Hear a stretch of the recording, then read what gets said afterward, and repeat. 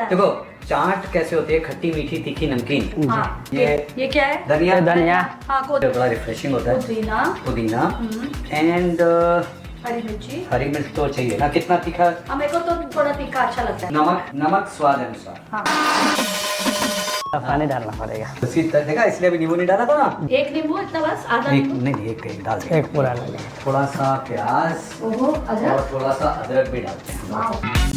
पानी कितना है ये देख, पानी नहीं पड़ा ना। नहीं देखो जी बताओ सर। हो गया। हम पहले लेते हैं चम्मच से हाँ, और फिर लेते हैं ऐसे हाथ से। ओके।